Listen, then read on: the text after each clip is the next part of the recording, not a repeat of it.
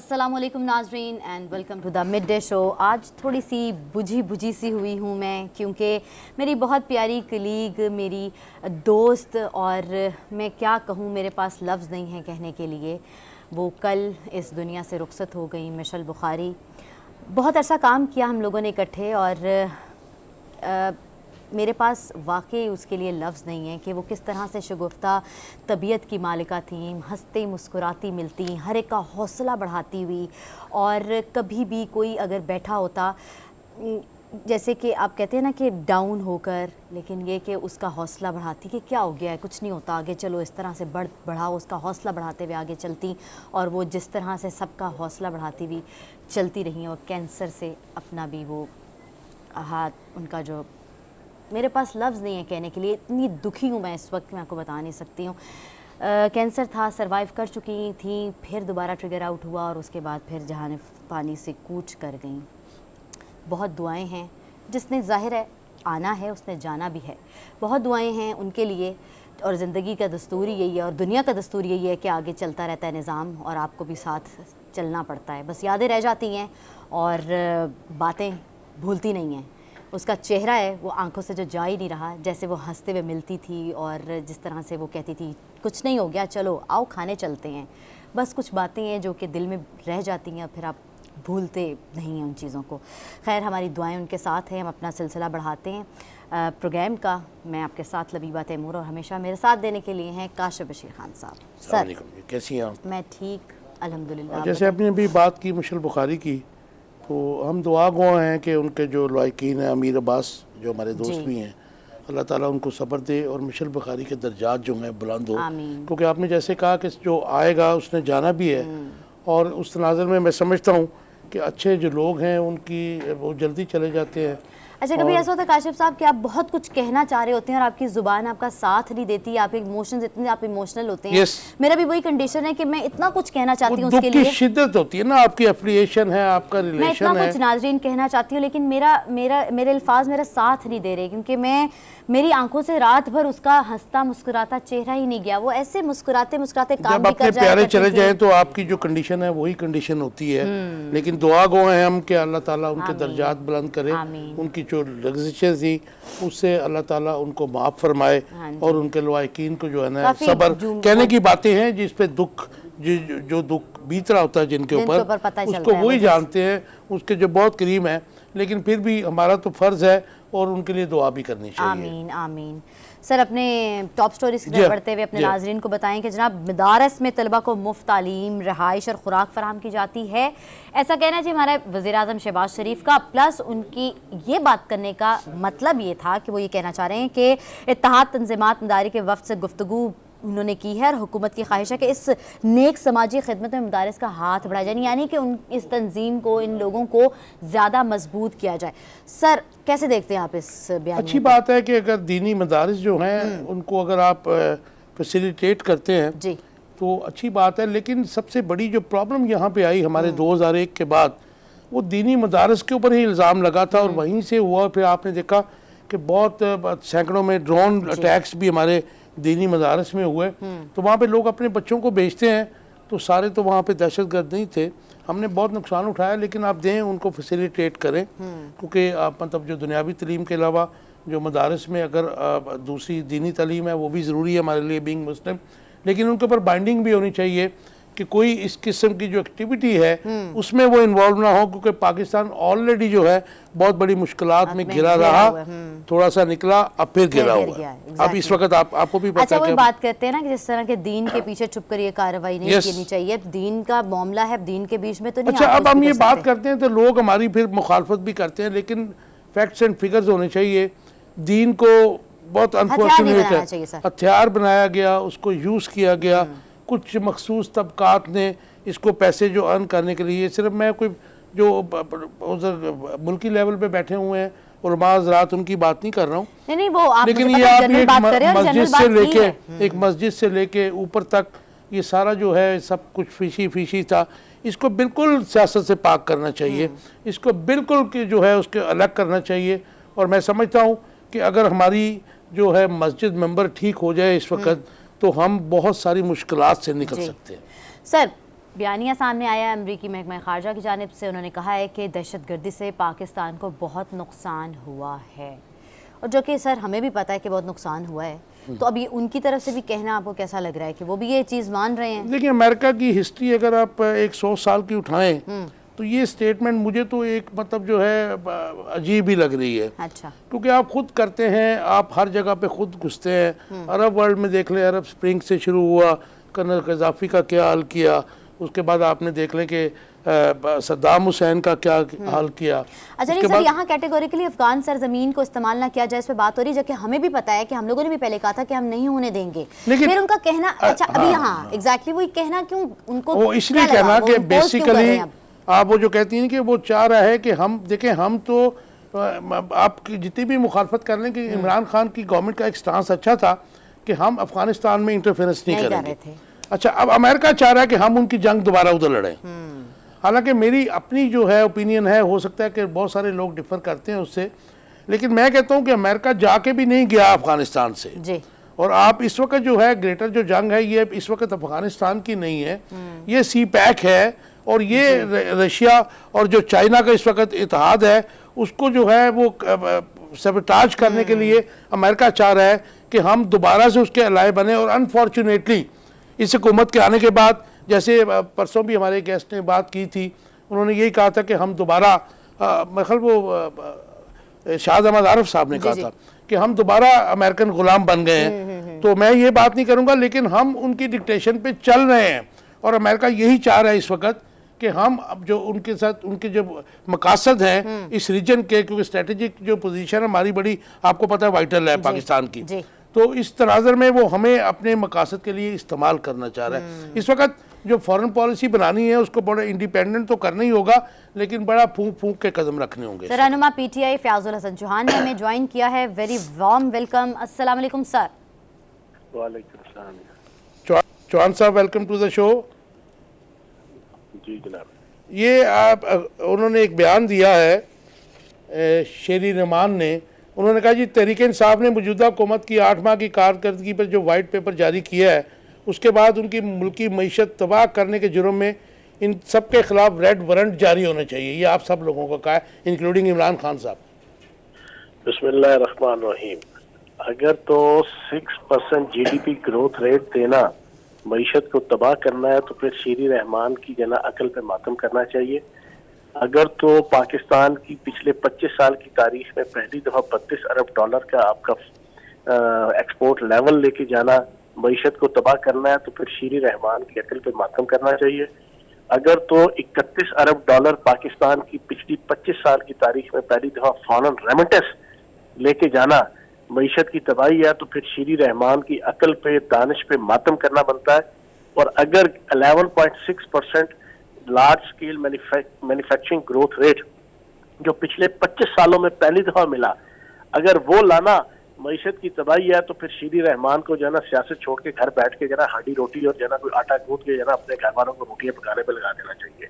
मैं हैरान हूं इन अकल के अंधों और अकल की अंधियों को, इनको समझ ही नहीं है कि मईशत क्या है। जब हम फरवरी के अंदर मईशत छोड़ के गए थे तो पाकिस्तान की तारीख में पहली दफा माइक्रो और मैक्रो लेवल के तमाम इंडिकेटर पॉजिटिव थे, और 25 साल से लेके 75 साल की पाकिस्तान की तारीख में पहली दफा और फिगर जो है ना इतनी हाई लेवल पे गए थे। और अब ये सारे के सारे फिगर ये माइनस में जा चुके हैं पिछले 8 से 9 महीनों के अंदर। तो इस शेरी रहमान को कहे कि अमेरिकन अशारों के ऊपर नाच के जो है ना वजीर खारजा बनना और सफीर बनना और अमेरिकन एस्टेब्लिशमेंट की चरणों पे बैठ के जो है वो सियासत एंजॉय करना बड़ा आसान है, लेकिन इकोनॉमी को सही मायनों में दुरुस्त करने की स्ट्रेटजी अडॉप्ट करना ये बड़ा मुश्किल है। 9 महीनों में पाकिस्तान की आवाम की, रियासत की और पाकिस्तान की सॉवरेनिटी की चीखें निकाल दी, पाकिस्तान की बका का जना वो दांव पे लगा दी, और ये कहते हैं कि जनाब इनके ऊपर पर्चे होने चाहिए, इनको शर्म आनी चाहिए, इनको जनाब रिजाइन दे के अपने घरों को जाना चाहिए। और घरों में जाने जोगे भी ये नहीं रहे, आवाम में जाने जोगे भी ये नहीं रहे। लेकिन आपकी बात से जाहिर है कि आप जो बात कर रहे हैं, लेकिन वो तो जब इलेक्शन होंगे तब ही होगा ना जी। बज़ाहिर तो ऐसे हुकूमत की कोई मतलब नीयत नहीं लग रही कि वो अर्ली इलेक्शंस करवाएं। तो वही तो मैं कह रहा हूँ ना, फिर क्यों नहीं करवा रहे। हमारे जो पहले 3.5 साल थे सुबह दोपहर शाम ये ची चा करते थे इलेक्शन कराओ इलेक्शन कराओ इलेक्शन कराओ। तो अब जब इलेक्शन करवाने की बात करते हैं तो ये सिंध का बल्दियाती इलेक्शन भी ये जनाब पोस्टपोन कर रहे हैं, इस्लामाबाद का बल्दियाती इलेक्शन भी पोस्टपोन कर रहे हैं। और जनाब ये इस वक्त के जो हमारा मुतालबा है कि पाकिस्तान इस वक्त जिस भंवर का शिकार हो चुका है पाकिस्तान की इकानमी, उसका वाहिद हाल ये है कि फ्री एंड फ्रेश इलेक्शन हो, जो नई क्यादत आए वो मुश्किल फैसले भी करे और पाकिस्तान की इकोनॉमी को और पाकिस्तान को जनाब बचाने की सही मायनों में जिद्दोजहद भी करे, क्योंकि इनके पास की बात तो नहीं है। फैजल हसन चौहान साहब रात 8:30 बजे मार्केटें बंद करने का वफाकी हुकूमत ने जो ऐलान कर दिया और शादी हाल तो 10 बजे चले, वो तो ठीक है। और ये उन्होंने कहा जी, शहबाज शरीफ साहब ने कहा है, प्राइम मिनिस्टर साहब ने, कि ये जी तवानाई बचत पर अमल शुरू कर दिया है।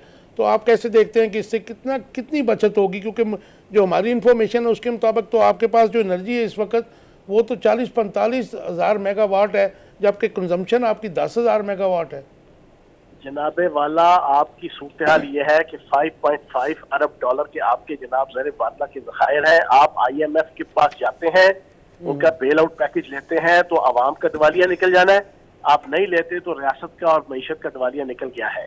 ये इस सूरत हाल के अंदर ये इन्होंने हल वो निकाला है कि हाँ जी जनाब आवाम को कल ये कहेंगे जी रोटी खाना छोड़ दो जी, इससे बचत होगी, भावे भुखे मार जाइए, आवाम रोटी खाना छोड़ दें। और भाई आप जनाब 8 बजे का आगे कारोबार नहीं है। आप मुझे बताएं, इस मुल्क के अंदर इस वक्त कारोबार है? जी जी, पाकिस्तान की इकॉनमी चल रही है। आपके 15 लाख से ज्यादा लोग जो है ना बेरोजगार हो चुके हैं इन 8 महीनों के अंदर। आपके 8-10 लाख बंदा पाकिस्तान छोड़ के बाहर जा चुका है। आपकी जनाब कॉटन की इंडस्ट्री देखें, फैसलाबाद जाके, हमारे दौर में वहां पे मजदूर नहीं मिलते थे जनाब की, इतनी वहां पे खपत थी, और अब वहां पे सारे की सारी लूमों से लेके सारी की सारी इंडस्ट्री बंद पड़ी हुई है। तो आगे कारोबार नहीं है। आप 8 बजे छोटे ताजरों को और दरमियाने ताजरों को जनाब कहें जी दुकानें बंद कर दो, वो जिएंगे कहाँ से? तो फैजल हसन चौहान साहब, इस वक्त जो इकोनॉमी की पोजीशन आप भी बता रहे हैं, जो नजर भी आ रही है, वो तो बड़ी अफसोसनाक है और बड़ी खतरनाक है।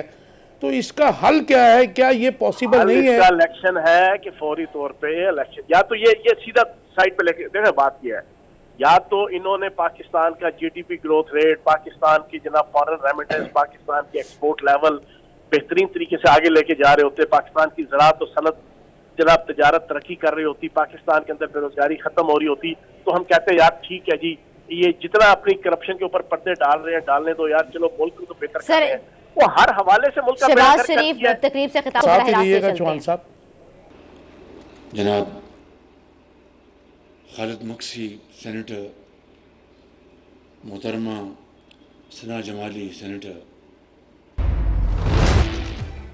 Welcome back to the mid day show. अभी आपको बता रहे हैं कि प्रेस कॉन्फ्रेंस हो रही थी, प्रेस कॉन्फ्रेंस नहीं, एक तकरीब से खिताब कर रहे थे वज़ीर आज़म जी। वज़ीर आज़म एक रोज़ा दौरे सोहबतपुर में मौजूद हैं, मुकामी माहिदीन से गुफ्तगू कर रहे थे, सैलाब ज़दगान से उन्होंने मुलाकात की है और गुफ्तगू की है। और वो ये बता रहे थे सर कि जो सैलाब ज़दगान और सैलाब ज़दा इलाकों में उनको सहूलियात पहुंचाना और मदद करना एक बहुत बड़ा चैलेंज था, जो कि कुदरती जब आपके ऊपर आफत आ जाती है, आफत आती हैं, उसके ऊपर तो आपका बस नहीं है ना सर, उसको उसके लाहे अमल को इख्तियार करना कि किस तरीके से आप उसको ओवरकम करें, वो एक काम है।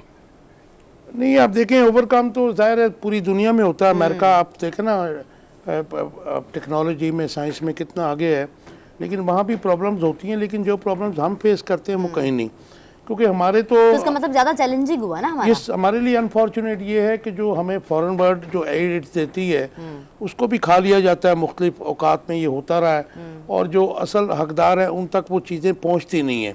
तो आज भी जो बात आप कर रहे हैं, मैं समझता हूँ कि शहबाज शरीफ साहब जो इस वक्त सोबतपुर में कहे हैं, ये दरअसल इनकी जो है इलेक्शन कैंपेन शुरू हो गई है। तो अब इलेक्शन कैंपेन का ये है, पॉलिटिकल गिमिक है, लेकिन आप जो हम रोज़ बात करते हैं दोनों कि अवाम की हालत ज़ार तो बहुत बुरी है, तो आई विश के हो, लेकिन अभी जितनी सर्दी है आप लाहौर में लेकिन अगर आप उसकी हिस्ट्री उठा के देखें ना, शहबाज शरीफ एडमिनिस्ट्रेटर लेवल पर आपको पता है हमेशा से काम करते भी आए हैं, और वैसे भी मुझे लगता है जैसे कि जब इस तरह के अवामी काम और होते हैं, मौके होते हैं, मौके में पहुंचते ज़रूर है वो। लबीबा आप ठीक कह रही हैं, लेकिन मैं आपकी इस बात से इसलिए डिफर करता हूँ कि जो काम एक चीफ मिनिस्टर और प्राइम मिनिस्टर के करने के होते हैं वो ये नहीं करते हैं। ये वो काम करते हैं जो हम कल बात कर रहे थे, जो justice Shahid Lahore high court के जस्टिस शाहिद जमील खान ने जो डिसीजन दिया, ये वो फंड्स यूज़ करते हैं सब लोग ना। अच्छा। मतलब ख़ास तौर पे ये, क्योंकि अदरवाइज तो लेजिस्लेटर है, आपका प्राइम मिनिस्टर और उनके MNAs पॉलिसी जो है बनाते हैं, कैबिनेट बनाती है, और लेकिन ये जो काम वो करते हैं वो कॉस्मेटिक्स हैं सारे ही हुक्मरान। सर ऐसे तो नहीं है, वो अवाम में जाकर अगर वो खुद अपनी रिप्रेजेंटेशन पेश करते हैं, नहीं, मिलते हैं उनसे, तो ये लेकिन बात आप ये देखें कि प्राइम मिनिस्टर ऑफ पाकिस्तान, जो आप मेरी बात से डिफर कर सकती हैं, लेकिन जो जो चैलेंजेस का सामना है वो बहुत बड़े बड़े चैलेंजेस हैं, और इस वक्त हमारी इक़्तिसादी पोजीशन इतनी वर्स्ट है, और उसके बाद हमारी जो सिक्योरिटी की पोजीशन है वो बहुत वर्स्ट है। तो उसके लिए मैं ये समझता हूँ कि ये जो मामलात हैं ये छोटे हैं और ये बज़ाहिर कॉस्मेटिक्स है। लेकिन देखिए सर, आपने कहा ये पॉइंट स्कोरिंग की बात है, आपने देखा जब बेनज़ीर भी थी वो भी जाके अवाम में बात किया करती नहीं, थी, वो देखें बात सुने, लेकिन आप पॉइंट स्कोरिंग की बात तो नहीं, अगर किसी आप कंपैरिजन तो ना करें ना, अपनी जगह पर है, वज़ीर आज़म की सीट के हवाले से बात अवामी लीडर, आपकी इस बात से मैं एग्री करता हूँ कि अवामी लीडर जाते हैं, अवाम में जाते हैं, लेकिन अवाम में जाने का जो असल जो मामला है उससे तो ये गुरेज़ा है इलेक्शनों से। तो ये मामला जो है इस वक्त आप जाहिर है कि इस वक्त जो पोजीशन है, अब सैलाब ज़दगान बेचारे यार कितने महीने हो गए आज, लेकिन उनकी हालत ज़ात का आपको भी पता है। हमने ये भी देखा कि KPK में या बलूचिस्तान में एक जलसा हुआ, ठीक है जी, एक जमात का, और उसमें वो जो टेंट आए थे सैलाब ज़दगान के लिए, उनको दरियों के तौर पे अभी थोड़े दिन पहले इस्तेमाल किया गया। और सिंध में ऐसा हुआ कि जो आपके आई थी इमदाद, फॉरेन एड आई थी, वो तो इतने बुरे हालात हैं उसका सिस्टम ही हैक कर दिया। नहीं वो अपने सिस्टम हैक करने की बात अलग है काशिफ साहब, वो तो ये भी खबर आई थी बीच में कि उसके अंदर इतनी करप्शन हुई है कि असल जो जिनको पहुंचानी चाहिए थी वो नहीं पहुंची। यही तो बात मैं कर रहा हूँ ना कि हमारे लिए मुश्किल इसलिए हो जाती है कि हमें ये बात नहीं है कि पूरी दुनिया से एड मिलती है, लेकिन वो एड जाती कहाँ पे है? सर एड मिली है और बहुत बहुत अच्छे, मतलब बहुत ज्यादा मिली है, और वो जिन लोगों को जरूरत थी वो मिली नहीं सक। मुस्लिम कंट्रीज को भी, मुस्लिम कंट्रीज ने भी हमें सपोर्ट किया है, यूरोप ने किया है, और बहुत सारी अक़वाम मुत्तहिदा ने हमें सपोर्ट किया है। लेकिन आज फिर अगर हम उसी का रोना रो रहे हैं, then we are standing nowhere. हमारे अवाम का तो फिर यही हाल है, किसी भी बदला ना अपने आप को, जो थे वही रहे, हुक्मरानों का तो ये हाल है। होना चाहिए किस तरीके से इसको, अच्छा सद्देबाब इसका फिर वही है कि रूल ऑफ लॉ है, अकाउंटेबिलिटी जो अनफॉर्चुनेटली नैब तरमीम के बाद ख़त्म हो चुकी है। अकाउंटेबिलिटी जब तक नहीं होगी, मैं कहता हूँ कि एक पियोन से लेके प्राइम मिनिस्टर तक और सदर पाकिस्तान तक तो और जजेस तक किया था कि अकाउंटेबिलिटी खत्म होगी तो फिर तो सारे शुरू हो जाएंगे। क्योंकि जो भी दुनिया में जो तरक्की याफ्ता ममालिक हैं, जिन्होंने तरक्की की है, तरक्की याफ्ता से तरक्की पजीर से तरक्की याफ्ता बने हैं, उनमें एक बात बड़ी कॉमन आपको नजर आएगी कि रूल ऑफ लॉ है, अमीर गरीब और मर्द ख़वातीन के लिए कानून एक है, सज़ा एक है। तो उस तनाज़र में फिर आप जब देखते हैं तो हम तो फिर अभी बहुत दूर हैं उससे। सर करप्शन जब बहुत से मुल्कों में ऐसा है कि करप्शन जब किसी भी वज़ीर आज़म पर आ जाती है तो सीट छोड़कर चले जाते हैं। कुछ ममालिक में तो ऐसा भी है कि उनको डेथ सेंटेंस भी हो जाता है। आप देखें कि जो एक प्राइम मिनिस्टर थे उसके यूके के, 2011-12 की बात है, उनकी बेगम ने किसी से टिकट ली थी ट्रेन की जी, ठीक है जी, और वो या कंसेशनल रेट पे ली थी, तो उन्होंने उसकी वजह से रिज़ाइन कर दिया था।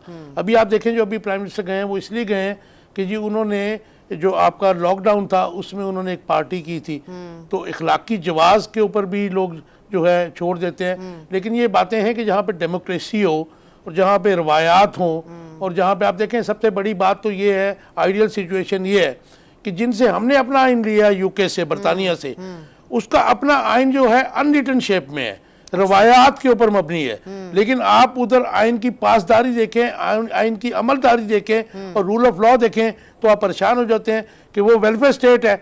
हमारे इस्लाम की सारी चीजें उन लोगों ने अपनाई हैं, समेत सब कुछ उन्होंने अपना लिया है। आपके स्वीडन, डेनमार्क और जर्मनी वगैरह आप देखें ना, उनकी जो डेमोक्रेसी के सम्राट हैं वो 95% से ऊपर है अवाम के लिए। और आप जब वहाँ पे सब जाते हैं, जब पूछते हैं, उनको स्टडी करते हैं, तो पता चलता है जी वो उमर्स लॉ पे चल रहे हैं, उमर्स लॉ पे चल रहे हैं।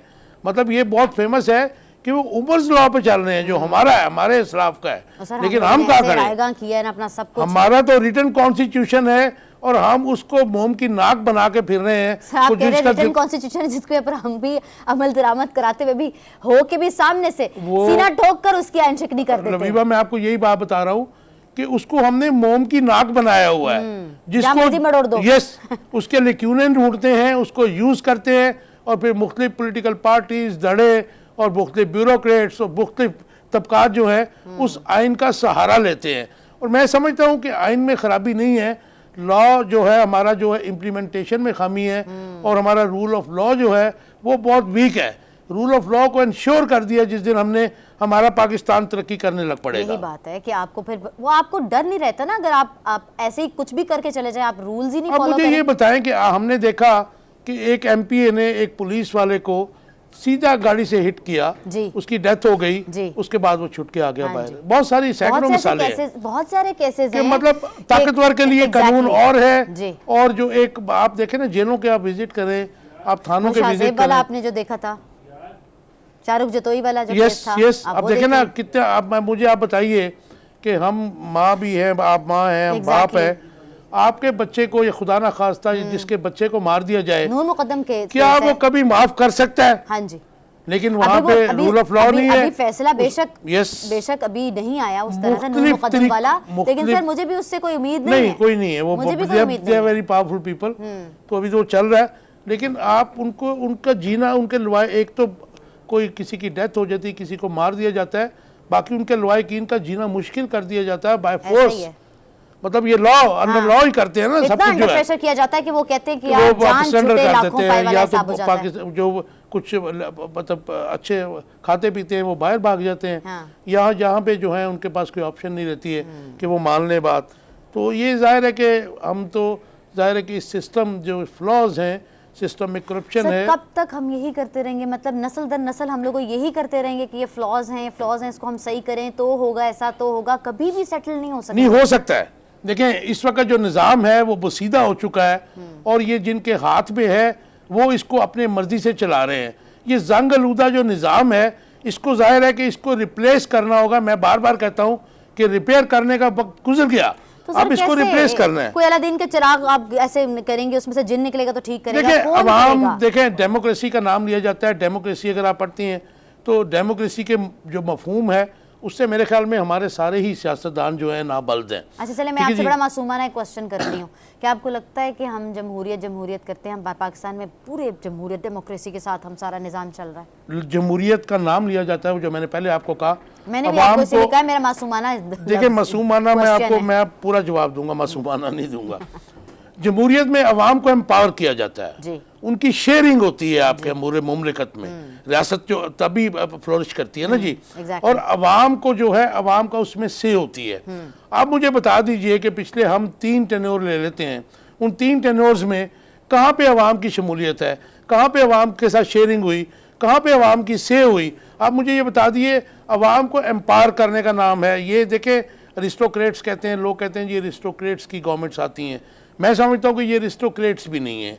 ये जहाँ पे जितनी भी गवर्नमेंट्स बनी है, इनमें जो मैं उनको माफिया अगर वर्ड यूज करूँ, के साथ आप मैं कह रहे हैं माफिया कि अगर वहाँ कहूँ, तक- नहीं अवाम जो कोई लफ्ज या बात या कुछ भी उठाने की कोशिश करते हैं, गले घोंट दिए जाते हैं। सर आप क्या बातें कर रहे हैं? नहीं वो जाहिर है कि फिर आपको कुर्बानियां देनी पड़ती है ना। देखें सर ऐसी आपने, कुर्बानियां, बस उस बेचारे का क्या कसूर है कि देखें, वो जुल्म के खिलाफ आवाज उठाने भी क्या कमजोरी है? नहीं वो तो फिर आपको जाहिर है कि आपको जब सिस्टम को आप चेंज करने चलते हैं तो फिर आपको अपने राइट के लिए लड़ना पड़ता है। वो आप दुनिया में जहाँ पे भी इनकलाब आए हैं, चाहे वो फ्रांस में आया या फिर आप इधर लेटेस्ट जो आप ईरान में आया, जी। उसमें भी आप देखें लोगों ने कुर्बानी दी। हालांकि डबल रोटी वहाँ पे गायब हुई थी ईरान में, और उसके बाद इनकलाब आ गया था। रूस का इनकलाब आप देख लीजिए, वो भी रोटी के ऊपर हुआ, तो गुर्बत के सर ऊपर हुआ। पाकिस्तान में कब इनकलाब आएगा ये बता दें आप। अब हम ये नहीं कह सकते कि जैसे फ्रांस में इनकलाब आया था तो उन्होंने जिनके नरम हाथ थे वो काट दिए थे, याद है आपको? नहीं, ठीक है जी, ये इनकलाब हाँ नहीं जी, चाहते हम। क्योंकि वो इनकलाब ऐसा आया था क्योंकि गुर्बत जो है इनकलाब और जराइम को जन्म देती है।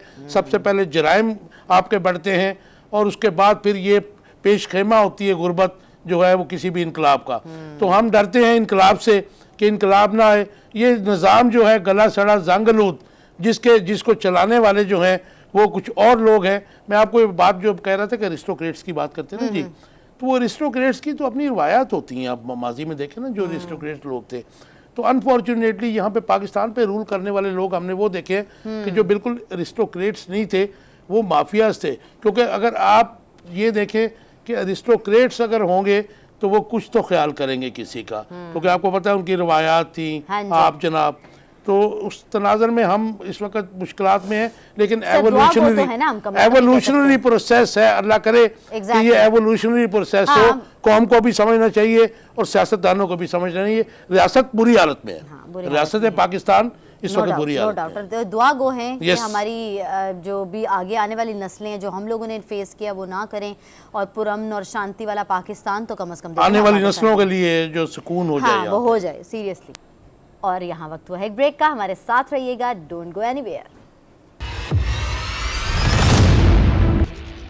Welcome back to the mid day show. नाजरीन, हर जी रूह को बड़ा एक तजस्सुस होता है, उसके एक नेचर में शामिल होता है कि वो जानना चाह रहा होता है कि हमारा आने वाला जो कल है वो कैसा होगा। और ये जानने के लिए ऑब्वियसली बहुत से एस्ट्रोलॉजर्स और टैरो कार्ड रीडर्स और बहुत से ये वो कहते हैं ना, सितारों के हाल जानने के अंदर जो है वो चाहता है कि वो कोई मिले हमें और हम उससे पूछें कि कैसा होगा। इसी तजस्सुस के साथ हम लोगों को भी बहुत तजस्सुस है कि 2023 चढ़ गया है और वो किस तरह से हमारे लिए अच्छा रहेगा, आवाम के लिए अच्छा रहेगा, पाकिस्तान के बेसिकली पाकिस्तान के लिए, और जो सियासी उतार चढ़ाव है आजकल है उस हवाले से कैसा रहेगा।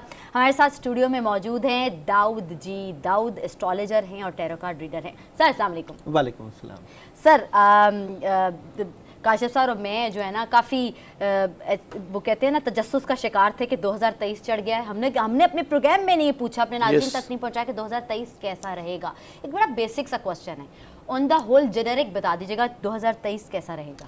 देखें 2023 की अगर हम बात करते हैं उसके मुख्तलिफ शोबा जात हैं। जिस तरह मईशत की बात करते हैं, हम सियासत की बात करते हैं और स्पोर्ट्स की बात करते हैं, तमाम चीज़ों को लेकर सबसे पहले हम पाकिस्तान की बात करते हैं कि पाकिस्तान के लिए 2023 किस तरह की सूरत हाल लेके आ रहा है। तो सबसे पहले अगर हम एस्ट्रोलॉजी की बात करते हैं तो 2023 को मुफरत में तब्दील करें तो 7 का अदद बनता है। 7 का अदद बिलाशुबा कामयाबियों कामरानी का अदद और नई तब्दीलियाँ और नई जिद्दत लेकर ये पाकिस्तान की बात, ये ओवरऑल 7 के नंबर की बात कर रहा हूँ। भी हम बात करेंगे पाकिस्तान की, उसको हम टैरो कार्ड से देखेंगे कि टैरो कार्ड क्या कहते हैं और टैरो कार्ड की एनर्जी पाकिस्तान से मुतल्लिका किस तरह की खबरें लेकर आती है।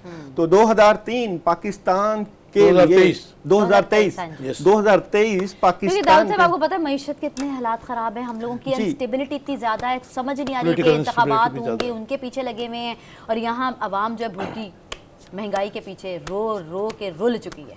2023 पाकिस्तान के लिए क्या खबरें ला रहा है, कैसा रहेगा? तो जनाब मैं आपको अगर पाकिस्तान की सूरत हाल की बात करूं 2023 में, इसमें नेगेटिविटी काफ़ी इंक्रीज रहेगी, चीज़ें डिस्टर्ब होने के काफ़ी हद तक चांसेस हैं। स्पोर्ट होगी, पैसा आएगा, ऐसी बात नहीं है कि पैसा नहीं आएगा, मगर निज़ाम की तब्दीली के लिए जो इक़दामात जो है हमारे सियासतदानों को करने चाहिए वो नहीं कर पाएंगे। आपस की लड़ाई झगड़े और आपस की जो है जंगो जदल का मामला बढ़ता हुआ नजर आता है। भाई ये तो अभी तो इस वक्त तो है, तो इससे भी बढ़ जाएगा फिर।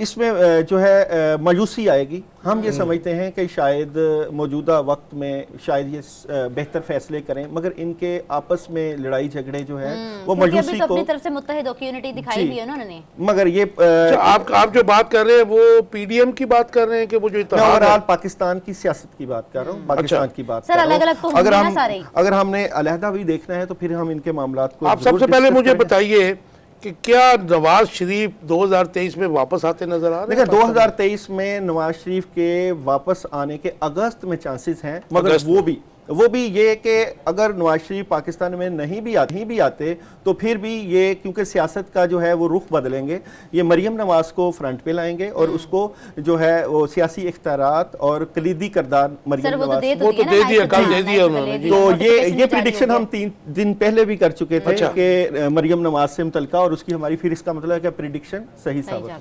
तो ये जो गवर्नमेंट है इस वक्त चल रही है, आपको इलेक्शन कब होते नजर आ रहे हैं? इसी साल 2023 में आप इलेक्शन देखेंगे। नहीं, वो 2023 में तो अक्टूबर तक तो वैसे भी ये मतलब आईनी तौर पे तो आईनी तौर पे जो मामला है हमारी खासकर इस 2023 की अगर बात करें तो हमारी अदालतें जो है बड़ा कलीदी किरदार अदा करेंगी और इलेक्शन अपने वक्त पर होंगे, जो वक्त अनाउंस किया जाएगा उसी ही वक्त पर इलेक्शन होंगे। अच्छा, मैं आपसे एक और सवाल पूछना चाह रहा हूँ कि जो नैब के कवानीन में हुकूमत जो प्रेजेंट गवर्नमेंट है इस पे भी एक केस चल रहा है, वो कि ये तो उसका ज़रा देखें कि इमरान खान ने या पीटीआई ने उसके ऊपर उसके खिलाफ सुप्रीम कोर्ट में गए हैं, उसका कोई डिसीजन कैसा निकलता नजर आ रहा है आपको? जी, नैब का डिसीजन हम टैरो कार्ड से देखते जी, हैं जी। कि नैब जो है किस तरफ जा रही है, नैब Yes. के डिसीजन किस तरह के होंगे। तो 2023 या मौजूदा वक्त में नैब किस तरह के डिसीजन लेती हुई नजर आती है। 2023 में नैब जो है वो किस तरह के डिसीजन लेती हुई नजर आती है, मैं आपको कार्ड्स भी बताने दूंगा और चीज़ें भी आपको डिफाइन करूंगा। देखिए जी, नैब बहुत स्ट्रॉन्ग डिसीजन लेगी अच्छा, और नैब में तब्दीली भी आएगी, और तब्दीलियाँ इस तरह की होंगी कि आप नैब को एक नए तर्ज पर देखेंगे, और जो चीज़ें नैब की डिफरेंट थी उसमें बदलाव आएगा। और अगर आप कहते हैं डिसीजन, तो नैब अपना स्ट्रॉन्ग डिसीजन जो भी होगा मेरिट पे करेगी। मेरे पे ये कार्ड भी हमारे व्यूअर्स को जरा जी, दिखा दें, कार्ड्स please। मेरे पास जो पहला कार्ड है, ये कार्ड आपके स्ट्रॉन्ग डिसीजन के ऊपर है, और अभी मौजूदा जो केस है उसके ऊपर नैब सोचती हुई नजर आ रही है डिसीजन के बारे में कि क्या डिसीजन हो, मगर ये अच्छा डिसीजन लेके अवाम की पजीराई हासिल करने नहीं, की सुप्रीम कोर्ट की बात कर रहे हैं कि नैब की बात? नैब ये की बात नैब करें की ना। बात हो रही है। आपने क्योंकि नैब के नैब स्ट्रॉन्ग होगा, नैब भी को तो नैब दबाया जा को रहा जो है ना। उन्होंने वीक किया तो वो तो नैब अब आपको स्ट्रॉन्ग पोजीशन पर इसका मतलब है कि सुप्रीम कोर्ट से कोई डिसीजन उनकी फेवर में आ Exactly, वो यही सकता है। बात करें, नैब को दबाने की कोशिश की जा रही है, नैब दोबारा उभरेगी, यस, कहने का मतलब ये अच्छा, दूसरी बात है कि जो आपकी सियासत में इस वक्त हमारी पोलराइजेशन है, इसमें इमरान खान को आप 2023 में कहाँ खड़ा देख रहे हैं? देखिए, इमरान खान को अगर हम 7 के नंबर से देखें तो इमरान खान को इस साल बहुत ज़्यादा जिद्दोजहद करनी पड़ेगी। राइट। और इमरान खान के लिए हालात खासकर मुश्किल होते हुए नजर आएंगे। खासकर इनकी जो वीडियो से मुतल्लिका इनको काफ़ी ज़्यादा प्रॉब्लम और भी मिल सकती हैं, क्योंकि 7 का आदत इंफॉर्मेशन है, और ये जो इंफॉर्मेशन है ये सही और गलत पर नहीं बल्कि एक इंफॉर्मेशन के ऊपर दलालत करता है। तो ऐसी आपको और भी मुख्तलिफ सियासतदानों की वीडियोस वगैरह भी और ऑडियोस वगैरह भी लीक होती हुई नजर आएंगी, जिसकी वजह से उनका सियासी किरदार काफ़ी हद तक जो है वो अवाम के सामने आएगा। तो अवाम सोचने पर मजबूर होगी कि हम किस तरह के मामलात की तरफ इसका मतलब ये है जाएंगे। कि इनकी जो वीडियोस और ये सारी आएंगी ऑडियोस, तो वो उनका असर उनकी सियासत असरअंदाज पर होगी। जरूर असरअंदाज होगा। तो आप जो अब 2023 में आप कह रहे हैं कि इलेक्शन होते नजर आ रहे हैं हमें, ठीक है जी, गो कि वो अपने टाइम पे भी हों, तो कौन सी पार्टी जो आप देखें मुस्लिम लीग नून का उसमें क्या इनटेक नजर आ रहा है? काशिफ भाई, मैं मुस्लिम लीग नून, पीपल्स पार्टी, इमरान खान और पीडीएम, इन सब के कार्ड्स निकाल के अपने नाजरीन को हम बताएंगे right. कि इनकी किस तरह के हाँ, कार्ड्स इनकी और इनकी standing एनर्जी क्या है, Expected. और ये किस तरह के 2023 में इनकी स्टैंडिंग क्या है? इनकी सिचुएशन क्या बनती है, ताकि जो है हमें क्लैरिटी मिल जाए कि हम किसको 2023 में स्ट्रॉन्ग पोजीशन पर देखते हुए नजर आते हैं। सबसे पहले पीपल्स पार्टी का निकालें जी, ना पीपल पार्टी को हम देखते हैं 2023 में उसकी सियासी पोजीशन किस तरफ जाएगी। तो 3 कार्ड की एनर्जी से हम देखते हैं, टैरो कार्ड की एनर्जी है, और इसमें हम एस्ट्रोलॉजी और न्यूमरोलॉजी को भी साथ ऐड करके एक बेहतरीन प्रिडिक्शन करने की कोशिश करते हैं। तो 2023 में पीपल पार्टी के कार्ड, सियासी कार्ड क्या कहते हैं, तो 2023 में पीपल पार्टी किस तरफ जाती हुई नजर आती है। ये मेरे पास 3 कार्ड आ चुके हैं जी, और मैं इनको समझाऊंगा अपने नाजरीन के लिए भी, और उनको इसको एक्सप्लेन करेंगे कि ये एनर्जी क्या कहती है और पीपल्स पार्टी क्या कहती है। तो अब हम बात करते हैं पाकिस्तान मुस्लिम लीग नून की। तो मुस्लिम लीग नून 2023 में किस तरह की सियासी एनर्जी रखती है, 2023 में पाकिस्तान मुस्लिम लीग के क्या कार्ड नज़र आते हैं। तो 2023 में मुस्लिम लीग नून के कार्ड भी मेरे सामने आ चुके हैं, पहले और PPP के हैं? जी, ये पीपीपी के हैं, और हम इनको एक्सप्लेन करते हैं। और अब हमारे पास पीटीआई, और पीटीआई 2023 में किस सियासी एनर्जी की मालिक रहेगी।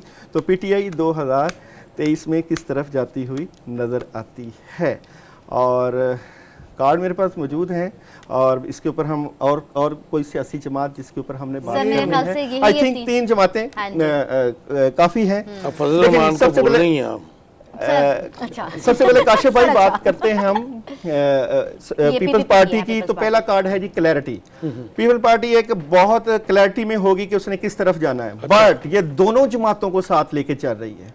राइट, ठीक है, ये आपको जो डबल क्रॉस और इसको पीटीआई और नून लीग को आप कह रहे हैं? जी जी, दोनों जमातों को साथ लेके चल रही है। जरदारी जो पाकिस्तान की शतरंज के बादशाह हैं, यहाँ भी वो खेल खेलते हुए नजर आएंगे। सियासत के बाद तो जनाब हमारे पास थर्ड कार्ड जो है ये बताता है कि पीपल्स पार्टी भी पाकिस्तान की सियासत से जो है जो मौजूदा वक्त आएगा उसमें अहम किरदार अदा करेगा। सर वो हमेशा से करते आ रहे हैं। सर वो हमेशा से करते आ रहे हैं। देखें वो कार्ड क्या कहते हैं, हुक्म का इक्का जी, तो एकदम ही बाजू तो ये पलट देते हैं वो। हिडन चीजें आपको पीपल्स पार्टी में नजर आएंगी। अब अब ये- बात करते हैं मुस्लिम लीग नून की। तो मुस्लिम लीग अपने दिल में बहुत सी गम और बहुत सी चीजें छुपाए हुए बैठी हुई है। अच्छा, और मुस्लिम लीग नून को बिलाशुबा प्रॉब्लम इस वक्त क्रिएट हो रही है इन सब लोगों को लेके चलने में। और मुस्लिम लीग नून बदलाव चाहती है, तब्दीली चाहती है कि हम ऐसा सेटअप लेके आए या ऐसे हमारे चीजें हों कि हम खुद इन जमातों के मरहूने मिन्नत रह के अपनी सियासत को तबाह ना करें।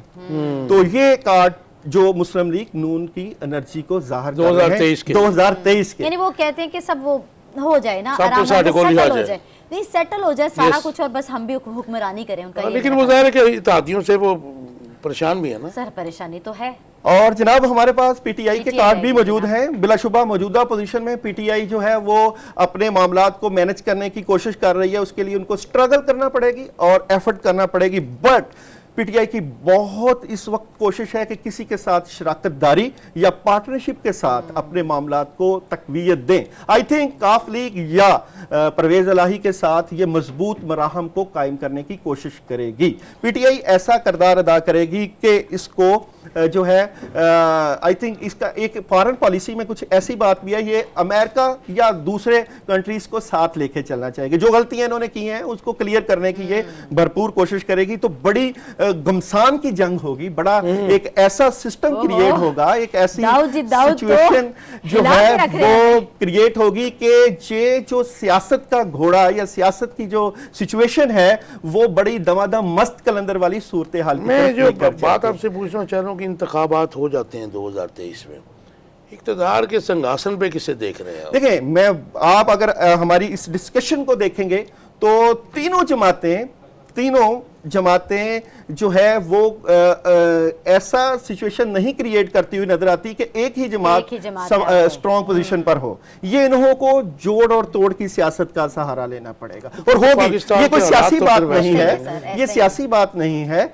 अगर इस तरह की सिचुएशन क्रिएट भी होगी तो क्योंकि 2023 को 7 का अदद और 2024 को 8 का अदद का हम जो अगर अदाद की बात करते हैं तो 8 का अदद पाकिस्तान को बहुत स्ट्रॉन्ग पोजीशन पर लेकर जाता हुआ नजर आता है। तो मौजूदा पोजीशन में किए गए फैसले आपको 2024 में काफी हद तक बेहतरी की तरफ लेकर। तो भाई मुझे बताइए, एक बड़ा स्टेक होल्डर है इस वक्त परवेज इलाही साहब, इनकी गवर्नमेंट जो है 2023 में बिफोर टेन्योर जो इनका पूरा होना उससे पहले टूटती नजर आ रही है।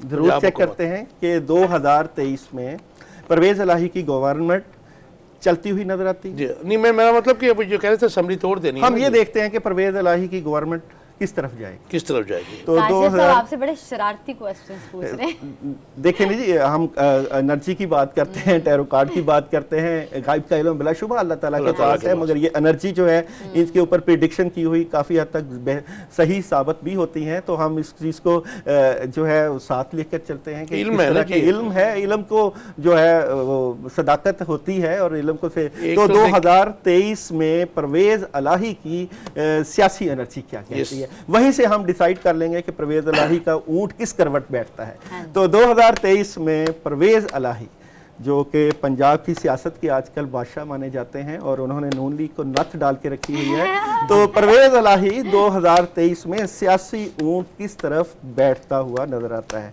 परवेज इलाही साहब का 2023 में सियासी कार्ड क्या कहते हैं। तो जनाब 2023 में एक तो ये आप देखिएगा कि परवेज इलाही इस वक्त चाहते हैं कि वो अपने मामलात और मंशूर के ऊपर तब्दीली करें। अच्छा, ठीक है, जो भी सिस्टम चल रहा है उसमें वो अपनी पार्टी को जो है वो हट के लेकर चलना चाहते हैं, क्योंकि मेरे पास ये कार्ड तब्दीली का है, डेथ का है, चेंजिंग का है, तब्दीली का है। बट ये एक ऐसी अपनी पार्टी को मजबूत पोजीशन की तरफ लेकर जाने की कोशिश करेंगे कि जिसमें ये बाद में डिसाइड करें कि हमने पीटीआई की तरफ जाना है या हमें किसी और के साथ भी मिलके कोऑर्डिनेशन करनी है। बट थर्ड कार्ड इनकी पोजीशन को जो है कमजोर करता हुआ नजर आता है। मैं ये इस वक्त कह सकता हूं कि ये 5 सीट ले सकती हैं अच्छा इलेक्शन में, क्योंकि 5 का फिगर इस वक्त इस कार्ड्स में है। तो अब ये कि परवेज इलाही को अपनी सीट का हासिल करना, अपनी पोजीशन का मजबूत करना और उसके ऊपर फैसला करना, उसके ऊपर डिसीजन लेता हुआ आप देखेंगे कि वो अपनी पार्टी को ये आप इसमें ये भी देखें कि परवेज इलाही साहब क्या नून लीग या पीपल्स पार्टी के साथ भी जा सकते हैं? हम इनकी एनर्जी को चेक कर सकते हैं। उनका हम इल्हाक परवेज इलाही जो है इस वक्त तो पीटीआई के साथ है जी, ना? अभी तो पीटीआई के साथ है, मगर हम दोनों जमातों के साथ इनकी एनर्जी तो देख सकते हैं, कंपैटिबिलिटी तो देख सकते हैं कि परवेज इलाही साहब की। देखें, अगर हम सियासत की वैसे बात करते हैं तो वो दिखता कुछ और है, बिकता कुछ और है, बट एनर्जी से ये है कि उनका दिखना और बिकना तो हमें सामने आ सकता है। सर, बहुत से सियासतदान एक पार्टी छोड़ के दूसरी ज्वाइन कर लेते हैं, एक बात है, पूरी पार्टी का किसी और के साथ पूरा जंक्शन होना कोई बड़ी बात ये बड़ी बात वो ये इमरान खान उनको ये भी कह रहे हैं कि जो आप हमारे टिकट पे इलेक्शन लड़ें, आप पीटी उसको काफली को छोड़ दें क्योंकि चौधरी शुजात हुसैन साहब उधर हैं, वो बाद में तब्दीली के बारे में सोच रहे हैं। और ये बात मतलब उनकी वो उसी तरफ और खास कर मैं ये समझूंगा, जो आपकी बात को मैं तकवीयत देना चाहता हूँ कि शायद शुजात इलाही के बारे में वो उनके फैसले को माने, चौधरी शुजात के फैसले को मानने की कोशिश करेंगे, क्योंकि वो फैसला मानते हुए नजर आते हैं। इसीलिए मैं आपको कह रहा हूं कि देखिए उनकी कंपैटिबिलिटी नून लीग या पीपल्स पार्टी के साथ कैसी है। तो परवेज इलाही साहब की नून लीग के साथ क्या कंपैटिबिलिटी है 2023 में, यानी मौजूदा वक्त में, आज के वक्त में 2023 में परवेज इलाही साहब की नवाज शरीफ के साथ क्या कंपैटिबिलिटी है? 2023 में परवेज इलाही साहब की नवाज शरीफ के साथ क्या कंपैटिबिलिटी है? कमाल की बात, मौजूदा पोजीशन में परवेज इलाही, ये कार्ड क्या कहता है? परवेज इलाही फैसला करना चाहते हैं मगर डर खौफ, ये बंदा बैठा है इनको डर खौफ डाल रहा है, क्या पता पहले जैसे धोखे अब ना हो जाए, तो इस तरह की सिचुएशन। और एक अच्छी नून लीग वालों ने इनको ऑप्शन दी हुई है, जिसके ऊपर ये सोच रहे हैं कि वो कहते हैं कि अगर आप हमें साथ लेके चलेंगे, ये देखें सोच रहे हैं, ऑप्शन आई हुई है कि आप कुछ कर लें, हमारे साथ मिल जाएं। और थर्ड ऑप्शन में ये कि ये फैसला करें कि शायद नून लीग की तरफ जाने का, शायद प्रेडिक्शन है, बट ये है कि जो ऑप्शन है इस वक्त मौजूदा पोजीशन में सोच रहे हैं, मगर फैसला जो है ये आपको जो है मई और जून में क्लियर हो जाएगा कि ये क्या फैसला करने वाले हैं। मरियम नवाज शरीफ का जो किरदार है पाकिस्तान पॉलिटिक्स में, उस पे देखें जी 2023 में मरियम नवाज का न्यूमरोलॉजी से मरियम का 2 अदद बनता है और 2 का हाउस 7, और ये 2023 में मरियम नवाज जो है बेहतर पोजीशन पर आपको नून लीग में नजर आएगी। और 2023 को एंड को 2, 3 को 5 का अगर फिगर लें, और उसमें भी ये जो है नून का जो अदद है न्यूमरोलॉजी में 5 का अदद है, तो ये जो साल है ज्यादा सपोर्टिव नून लीग को भी करता हुआ नजर आता है। तो मरियम नवाज का भी देख लेते हैं कि मरियम नवाज की जो है 2023 में किस तरह की सियासी सूरत हाल रहेगी। 2023 में मरियम नवाज के मामलात किस तरफ जाते हुए नजर आते हैं। कार्ड्स हम अपने नाज़रीन को जरूर दिखाएंगे, क्योंकि ये जो शो है ये बगैर किसी सियासी प्लेटफॉर्म के बगैर हम हर जमात को जो है वो लेकर चलते हैं। हम किसी एक बात के ऊपर बात करके किसी को फेवरेबल नहीं देते। तो 2023 में जो है मरियम नवाज के कार्ड क्या कहते हैं? 2023 में मरियम नवाज, बहुत चीज़ें बदलेंगी जी, मरियम नवाज से मुतल्लिका क्लैरिटी आपको मिल जाएगी। नवाज शरीफ साहब ये फैसला कर चुके हैं कि मैंने मरियम नवाज को ही आगे लेके जाना है, ठीक है, और ये इस फैसले की शुरुआत हो चुकी है, इसके ऊपर काम चल रहा है। मगर मरियम नवाज खुद थोड़ा सा कंफ्यूज है कि मैं सारे सेटअप को कैसे अब लेके चलूंगे। ग्रुपिंग है ना उनमें, ठीक है, ग्रुपिंग है, बट ये कार्ड ये बताता है कि मरियम नवाज जो है कंट्रोल कर लेंगे। तो मरियम नवाज जो है 2023 में। एक और लास्ट क्वेश्चन आप हमें ज़रा जवाब दे दीजिए कि हमजा शहबाज शरीफ का पॉलिटिकल फ्यूचर क्या है 2023 में? आपको स्ट्रॉन्ग लगता है? ये बताएंगे, मुझे तो नहीं लगता। देखिए, मैं बेसिकली मुस्लिम लीग नून का जानना चाह रही थी, क्या इंतखाब में आ सकते हैं वो? देखें, मतलब दो इक़्तिदार में सॉरी हमजा का, ये जरा बता दीजिए, सही बात कर रहे हैं। हमजा का अगर हम बात कर रहे हैं तो 6 नंबर बनता है और 2022 6 से दलालत करता था, तो हमजा जो है वो 2022 में अल्लाह कुदरती बचते रहे हैं और मजबूत भी रहे हैं और बचत हो गई, और इसी एक चांस भी अल्लाह ताला ने दिया उनको कुछ दिनों के लिए वज़ारत ठीक है। तो 2022 बहुत सपोर्टिव था हमजा के लिए, ठीक है। और अब जो सितारे क्या कहते हैं, सितारे ये कहते हैं कि मरियम के लिए 2023 सपोर्टिव है, ठीक है। हमजा के लिए नहीं। हमजा के लिए 6 का नंबर था और 6 को न्यूमरोलॉजी अच्छा, से ये लास्ट में हमजा हो या उन्होंने मरियम, सवाल किया सर वो ये कि है क्या कि मुस्लिम क्या लीग मुस्लिम नून लीग दोबारा नून इक़्तिदार में आ आएगी? सकती है, नजर आ रही है, और शहबाज शरीफ का फ्यूचर भी ज़ाहिर है उसके साथ ही जुड़ा हुआ है। तो ये लास्ट जवाब है। जरूर जी। अब हम ये मुश्किल सवाल है और इसका, क्योंकि एनर्जी क्या कहती है इसके ऊपर कि पाकिस्तान मुस्लिम लीग नून दोबारा इक़्तिदार में आ सकती है, इक़्तिदार में किस तरफ नजर आती है, हाँ। कि कैसी सिचुएशन है। Yeah. तो पाकिस्तान मुस्लिम लीग नून 2023 में इक़्तिदार में आ सकती है कि नहीं आ सकती, कार्ड्स क्या कहते हैं, एनर्जी क्या कहती है, 2023 में मुस्लिम लीग नून का सियासी कैरियर कैसा रहेगा। तो जनाब 8 के वजन वो लगा हुआ। मुस्लिम लीग नून बिलाशुबा जो है आपको इस वक्त मौजूदा पोजीशन में नज़र आ रही है, बट मुस्लिम लीग नून को 3 जमातों के साथ कोऑर्डिनेशन करनी पड़ेगी। अच्छा जी, ठीक है। बिलाशुबा इस वक्त पॉजिटिव एनर्जी है, बट मुस्लिम लीग नून को तमाम धड़ों को इकट्ठा करने के लिए, जिस तरह कहते हैं कि सियासत को कुर्बान भी करना पड़ सकता है ताकि अपना इक़्तिदार में रहे, बचाने के लिए। डिप्रेशन और नेगेटिविटी काफ़ी क्रिएट होगी। बट 3 जमातें जो हैं अगर मुस्लिम लीग नून के साथ मिलेंगी तो सियासत में आएंगी, उनको जोड़ने के लिए इनको स्ट्रगल करना पड़ेगा। स्ट्रगल करना जाहिर सी बात है, स्ट्रगल के बने होता। Right, thank you very much जी, आपने अपना कीमती टाइम हमें दिया। एग्जैक्टली, एक तो टाइम निकाला और इतना कुछ बता। ये था नाजरीन हमारा आज का प्रोग्राम। हमेशा खुश रहें, खुश रखें, दुआओं में याद रखें, अपना बहुत ख्याल रखेंगे इंशाल्लाह। बशर्ते ज़िंदगी, अगले हफ्ते मुलाकात होती है। अल्लाह हाफ़िज़।